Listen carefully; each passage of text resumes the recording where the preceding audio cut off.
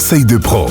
Pour les fêtes de fin d'année, il y a des fleurs traditionnelles de cette période, l'étoile et la rose de Noël. Et aujourd'hui, Élodie de l'horticulture Litzenburger va nous donner quelques conseils justement pour leur entretien. Bonjour Élodie. Bonjour Vanessa. L'étoile de Noël, c'est un poinsettia qui a des très belles couleurs flamboyantes pour Noël. En fait, c'est une plante qui est tropicale. Elle apprécie donc d'être placée à l'intérieur. C'est vraiment pas une plante d'extérieur. Ce qu'on va prendre pour des fleurs, en fait, ce sont des feuilles, des bractées qui se seront colorées. Et la vraie fleur, ce sont les petites boules qui se retrouvent au centre. La couleur traditionnelle, c'est vraiment le rouge, le beau rouge Noël. Il en existe en blanc crème, des roses tendres ou assez girly, il y a même des panachés. La gamme de couleurs est assez étoffée ces dernières années. Donc pour la conserver longtemps, la température idéale est comprise entre 18 et 20 degrés et il faut la placer dans un endroit lumineux mais pas directement au soleil. Il faudra l'arroser quand le terreau est sec sans mouiller les feuilles. Une petite astuce, c'est de bien observer les feuilles. Si elles jaunissent et fanent, c'est que l'air est trop sec. Pour y remédier, tu pourras la placer sur un lit de gravier,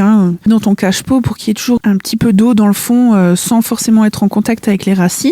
Mais tu peux aussi les vaporiser. Et si les feuilles blanchissent et se décolorent, c'est que ta plante souffre d'un excès d'eau. Là, justement, c'est un manque de drainage. Voilà, il faudra laisser la plante sécher un petit peu avant le prochain arrosage. Alors voilà, c'était tes conseils pour l'étoile de Noël, mais est-ce que tu peux aussi nous donner quelques conseils pour la rose de Noël du coup ? Alors la rose de Noël, en fait, c'est une hellébore. Donc on dit rose de Noël parce que c'est une plante vivace qui va fleurir tout l'hiver. Ça, c'est vraiment une plante d'extérieur qui apprécie des températures fraîches et qui résiste jusqu'à moins 27 degrés. Elle aime une exposition plutôt mi-ombre à ombre, à l'abri des vents. Elle aime les sols riches, un peu humides, et elle se plaît aussi en terre argileuse. La plantation se fait de l'hiver au printemps, mais il faut que le sol soit dégelé. Normalement, il faut 2 ans pour qu'une hellébore fleurisse, mais celles que tu achètes chez ton horticulteur sont déjà en culture depuis 18 mois. Ce qui explique souvent leur prix. Les fleurs évoluent et elles changent aussi, donc on les trouve bien souvent en blanc, qui vont après évoluer vers du vert, mais il existe des très nombreuses variétés, il y a des roses, il y a des bordeaux,